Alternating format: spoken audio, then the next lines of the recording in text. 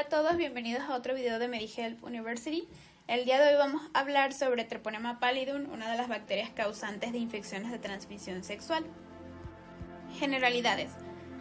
El agente etiológico de la sífilis es el Treponema pallidum, que corresponde al orden Spirocatales, a la familia Leptospiraceae, al género Leptospira, Spirocatase y Treponema, y el género Treponema tiene subespecies, el Treponema pallidum, también tenemos Treponema pertenue y Endemicum, y por otro lado tenemos a Treponema carateum. Características. Treponema pallidum tiene una morfología de bacilo con forma espiral que mide de 5 hasta 20 micrómetros de longitud por 0.6 a 0.8 micrómetros de espesor. Tiene entre 4 y 14 espiras y tienen puntas que generalmente no se tiñen, pero con Yensa pueden llegar a verse rosadas y con impregnaciones argénticas usualmente se ven negros. Son anaerobios estrictos, tienen una envoltura celular externa que es una capa mucoide, un filamento axial en los extremos afilados que le permite el movimiento de rotación y traslación, y las cepas patógenas son las que tienen hialuronidasa y una adhesina que se une a la fibronectina. No es cultivable in vitro, el humano es el único huésped natural, suele ser muy lábil, por lo cual en el medio ambiente no dura más que unas pocas horas y la desecación, los antisépticos y los agentes físicos antimicrobianos lo destruyen rápidamente. Es una bacteria muy lábil a las condiciones ambientales, por lo que la transmisión se va a hacer por contacto directo y produce una enfermedad que es muy contagiosa. Factores de virulencia. Treponema pallidum no presenta factor de virulencia alguno que induzca el daño de los tejidos. Tiene un lipopolisacárido, pero es atóxico, no posee tampoco exotoxinas ni libera productos con actividad enzimática, pero su membrana externa tiene la capacidad de formar una capa anfolítica a su alrededor, recubriéndose con proteínas del huésped, que proporciona a la bacteria como un disfraz que la oculta de los mecanismos de defensa del huésped. También posee una adhesina apical que reconoce la fibronectina. La adherencia de la adhesina a su receptor en el endotelio vascular va a promover la expresión de ICAM1, que actúa como ligando de las moléculas de adherencia LFA1 y CD43, y especialmente de los monocitos, con adherencia firme de estas células y la gestación de un proceso que conduce a la endoartritis obliterativa de los pequeños vasos. Y por último, esa unión estrecha entre fibronectina y la adhesina apical de Treponema pallidum, el huésped la tomaría como no propia a la fibronectina y va a generar anticuerpos contra ella, con el consiguiente ataque de los tejidos del huésped por la propia respuesta inmune, y Treponema pallidum tiene pues esa capacidad de ingresar a los tejidos y también de atravesar la placenta. Epidemiología. Como mencionaba al principio, va a ser casi exclusiva de contacto íntimo con lesiones de sífilis primaria y secundaria, porque es una bacteria muy lábil que solo puede durar unas horas. Otras causas pueden ser infección congénita, exploración médica, fomites, transfusiones, compartir agujas contaminadas, y es más común en personas sexualmente activas. Hombres entre 20 y 30 años, la tasa de infección es 5 veces más frecuente en afroamericanos. Para el 2017 existían el 85% de sífilis inicial se encontraba en hombres, y de esos hombres 60% tenían relaciones sexuales con otros hombres. El paciente también suele referir, como podríamos mencionarlo como un factor de riesgo, 3 contactos sexuales diferentes en los últimos 90 días. Entonces de aquí es importante recordar que la sífilis se va a adquirir de los pacientes con chancro, placas mucosas o condilomas que van a contener abundantes treponemas. Va a ser más contagioso en fases tempranas de la enfermedad, y por lo menos en México ha descendido la incidencia, ya que en 1960 era de 70 casos por cada 100.000 habitantes y actualmente se estima a menor de 10 por cada 100.000 habitantes, considerando que muchos casos no son notificados a las autoridades sanitarias. Y estas estadísticas las tiene que llevar el Instituto Mexicano del Seguro Social. Patogénesis. Lo podemos dividir en 2 etapas, la infección local temprana y la infección tardía. En la infección local temprana, el treponema accede a los tejidos subcutáneos a través de abrasiones microscópicas, tiene un tiempo de división lento de alrededor de 30 horas, luego va a evadir las respuestas inmunitarias tempranas del huésped y va a establecer la lesión ulcerosa inicial, que es el chancro, es una sola lesión generalmente. Luego se empiezan a replicar localmente y van a empezar a infectar los ganglios linfáticos de drenaje regionales con diseminación subsiguiente.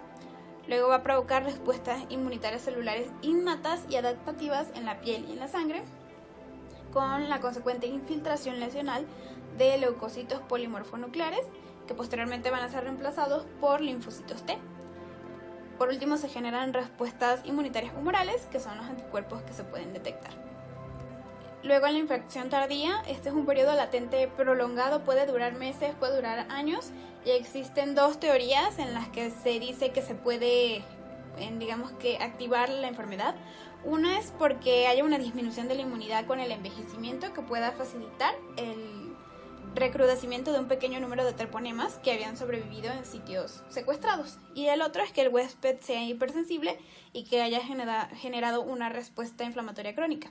En esta etapa generalmente vemos las gomas, que son como la expresión de granulomas y reacciones de hipersensibilidad. Vemos la afectación del arco ascendente de la aorta y la válvula aórtica, y es una consecuencia de la vasculitis de los vasa vasorum, que es la endarteritis obliterante. Y también vemos vasculitis de vasos pequeños. Aquí hay presencia de linfocitos y células plasmáticas que se infiltran en los vasos sanguíneos y los tejidos perivasculares. Clínicamente podemos dividir la sífilis. Comenzando con la sífilis primaria, esta va a ser una lesión localizada en el punto de entrada del treponema, que usualmente son los genitales. En el hombre es más común en el surco balano prepucial, el glande o en cualquier parte del pene, y en la mujer generalmente lo encontramos en la vulva, en los labios mayores o menores. También en la vagina y en el cuello uterino. Y el problema de estas dos localizaciones es que solamente puede verse a través de una exploración ginecológica, porque es algo que no se ve ni se siente. En lesiones extragenitales tenemos márgenes del ano, en la boca o en las glándulas mamarias. La lesión característica de esta etapa va a ser el chancro primario, que es una úlcera única de consistencia dura y no dolorosa. También vamos a encontrar nódulos linfáticos regionales inflamados, tiene una duración de 1 a 5 semanas. Posteriormente ella cicatriza solita y puede tener un periodo de latencia de 2 a 12 semanas. En la sífilis secundaria hay diseminación generalizada del treponema, va a invadir casi todos los órganos y tejidos, pero va a predominar en huesos, hígado, riñones y sistema nervioso central. Aquí tenemos pápulas y máculas. La piel y las mucosas van a tener una erupción maculopapular y placas que se ulceran. En la boca, el escroto y la vulva podemos observar condilomas. Y las lesiones diseminadas, simétricas y rosadas pueden ser cuprosas o rojo oscuro. También se observa adenopatía generalizada. Y en la sífilis terciaria, aquí la lesión patognomónica va a ser la goma cutánea, va a afectar a los huesos y órganos internos, lesiones cardiovasculares como aneurismas de las arterias, particularmente de la aorta. En el sistema nervioso central podemos tener tabes dorsal y parálisis general progresiva. Las bacterias van a desaparecer del organismo, la infección no se transmite y las lesiones son irreversibles y progresivas. Si se fijan en la foto, la goma es como una masa de tejido muerto e inflamado y tiene apariencia fibrosa. También se puede ver en un aspecto de sacabocado y pueden ser mucosos u óseos. En el caso de los mucosos, van a comprometer la boca, el paladar, la faringe, la laringe y el tabique nasal. Y en el caso de los óseos, son lesiones difusas del periósteo que van a comprometer los huesos largos. Y por último, la sífilis congénita. Esta va a ser a través de una diseminación hematotransplacentaria. Hay más riesgo de contagio fetal en sífilis temprana no tratada, que tenga menos de 5 años, y en el caso de que exista se debe tratar antes de las 16 semanas de gestación. El tratamiento posterior no va a evitar secuelas al niño. Las complicaciones más importantes son la muerte neonatal, un óbito, la prematuridad y el síndrome de sífilis congénita. Las manifestaciones van a ser similares que la secundaria en adultos, pero no van a tener vesículas o pápulas.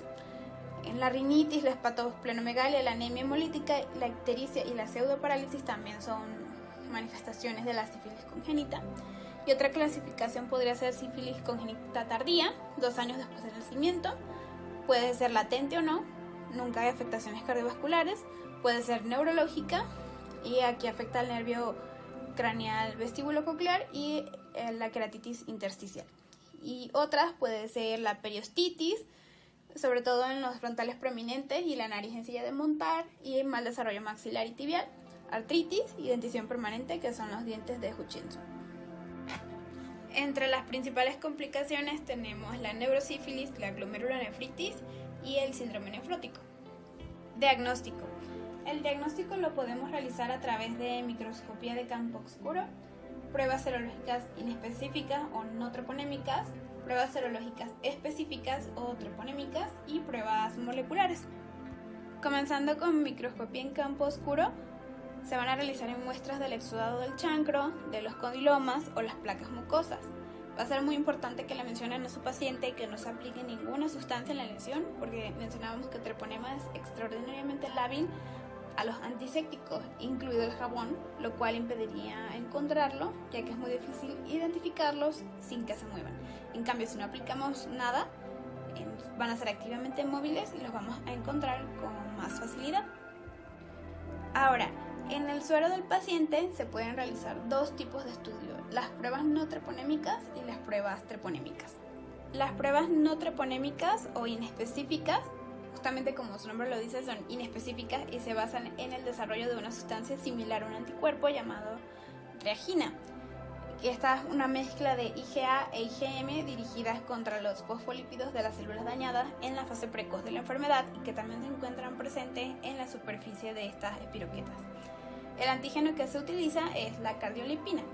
La BDRL, que es Venereal Disease Research Laboratory, es una prueba de floculación que se realiza con suero o líquido cefalorraquídeo y tiene baja sensibilidad. La prueba RPR es lo mismo pero más rápido, Rapid Plasma Regene. Y también hay otra que es la prueba de Wassermann, que tiene pequeñas variantes como la CAM, Maxini o la de Eagle, y es una reacción de fijación de complemento en suero. El problema de las pruebas no treponémicas es que no son sensibles o son poco sensibles y producen resultados falsos positivos en otros padecimientos como las colagenopatías, el paludismo, la tuberculosis y entre otras. Estas pruebas generalmente se vuelven negativas cuando el paciente se cura de la enfermedad sifilítica, de tal manera que pueden ser de utilidad para observar la mayoría de curaciones de los pacientes. Las otras pruebas que tenemos son las pruebas treponémicas, y estas investigan la formación de anticuerpos contra treponema. Algunas de estas pueden reaccionar de forma cruzada con trastornos producidos por otros treponemas, pero se pueden investigar anticuerpos solo para treponema pallidum, e inclusive actualmente se puede investigar IgM contra treponema pallidum, lo cual es de mucha utilidad para el diagnóstico de las formas iniciales de esta enfermedad, sobre todo en las formas enmascaradas. Los anticuerpos treponémicos son de los tipos IgM, IgG e IgA y tienen una especificidad del 99%. Cuando el paciente recibe tratamiento temprano, todos los anticuerpos desaparecen con la curación del paciente, pero cuando el individuo ha evolucionado por tiempo prolongado, los anticuerpos treponémicos no desaparecen con la curación, sino que persisten en ocasiones de forma permanente. Los podemos dividir en tradicionales o actuales. Entre los tradicionales tenemos el FTA-ABS, que es el Fluorescent Treponemal Antibody Absorption, y esta es una prueba de inmunofluorescencia indirecta que detecta anticuerpos presentes en el suero previamente absorbidos con espiroquetas comensales muertas y que reaccionan al añadir una gamma globulina antihumana marcada con fluoresceína. Se hace positiva desde la fase primaria y permanece indefinidamente. La otra prueba que tenemos es la MHTP, y esta es de microhemoaglutinación de treponemas, y es una hemaglutinación con eritrocitos sensibilizados para que aglutinen pasivamente. Y entre las más actuales tenemos el ensayo de aglutinación de partículas de treponema pallidum, que es el TP, y también tenemos el ensayo de inmunoanálisis. Existen también otras pruebas como la prueba de inmovilización de treponema pallidum que se realiza en el suelo del paciente. Se le adiciona complemento y bacterias vivas y móviles de treponema pallidum, y en microscopio se observa la inhibición de la movilidad por la fijación de anticuerpos en la superficie de la bacteria. Y también podemos realizar el ISA, que es el análisis de inmunoabsorción enzimática para treponema pallidum. Se realiza como cualquier otro de este tipo y es muy eficiente para el diagnóstico. Hay otra que es la prueba de inmunotransferencia de Western blot para treponema pallidum, y también se lleva a cabo como todas las de su tipo y es muy eficaz, ya que no ofrece resultados falsos positivos. Y con respecto a los métodos moleculares, sí se han descrito, pero como se cuenta con métodos convencionales, económicos y sensibles, los métodos moleculares solo se utilizan cuando aquellos no son efectivos. Se han desarrollado cebadores para las reacciones de amplificación por PCR, para el antígeno troponémico, pero estas pruebas solo se utilizan para el diagnóstico de sífilis congénita sobre muestras de líquido amniótico, suero neonatal y líquido cefalorraquídeo. Y aquí están los algoritmos diagnósticos para sífilis. Tenemos tres principales: el tradicional, el algoritmo reverso y el de la ECDC, que ha tomado fuerza en los últimos años. Este es de la European Centre for Disease Prevention and Control, que realmente se parece mucho al reverso.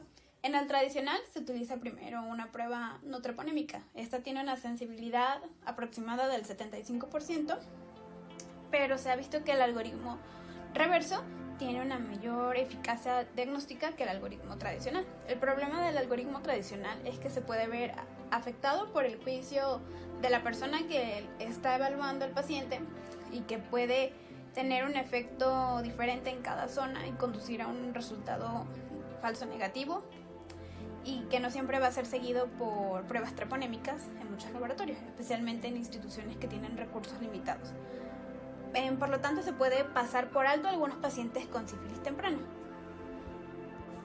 En cambio, con el algoritmo reverso, como utilizamos una prueba treponémica al inicio, es mucho más difícil que aparezcan falsos negativos, aunque también tiene sus propias limitaciones porque esto es más costoso. Podemos detectar falsos positivos, puede dar un posible sobretratamiento y también aumentar la carga de trabajo del médico. Ninguno de los seroensayos por sí solo puede diagnosticar la sífilis, así que todos los resultados de la detección deben combinarse con la presentación en clínica. Entonces se puede utilizar dependiendo de la disponibilidad, teniendo en cuenta tanto los pros y los contras de cada algoritmo, y es básicamente ver si podemos utilizar una prueba no treponémica al inicio o una treponémica al inicio, y pues deben basar su decisión en la prevalencia local, en la carga del trabajo del laboratorio clínico, el equipo con el que se cuenta y el presupuesto relacionado con estas pruebas. Tratamiento. Lo dividimos en sífilis temprana y sífilis tardía, pero para ambas va a ser siempre la penicilina G-benzatínica. Va a ser una dosis de 2.4 millones de unidades intramuscular. En el caso de la sífilis tardía va a ser una dosis una vez a la semana durante 3 semanas. Y aquí les dejo las otras alternativas en caso de que no cuenten con penicilina o que sean alérgicos los pacientes, pero se debe escoger una, ya sea doxiciclina o ceftriaxona. Y para el seguimiento de la sífilis temprana, pues va a requerir un examen clínico y pruebas serológicas a los 6 y 12 meses. Para la sífilis tardía, igual, un examen clínico y pruebas serológicas con una prueba no troponémica a los 6, 12 y 24 meses. No se ha descrito el desarrollo de resistencia a los antibióticos por Treponema pallidum. Y otra cosa importante cuando se administran antibióticos a un paciente con sífilis secundaria es que puede desencadenarse el síndrome de Jaris-Hexheimer debido a la liberación masiva de un pirógeno termoestable del Treponema pallidum. Este síndrome se manifiesta entre 1 y 2 horas de la aplicación del tratamiento y puede durar de 12 a 24 horas y se caracteriza por fiebre, escalofríos, cefalea, mialgia, hipotensión, taquicardia leve, hiperventilación y vasodilatación periférica. Y eso sería todo por el video de hoy. Espero que les haya gustado y recuerden dejar like y poner un comentario si tienen alguna duda.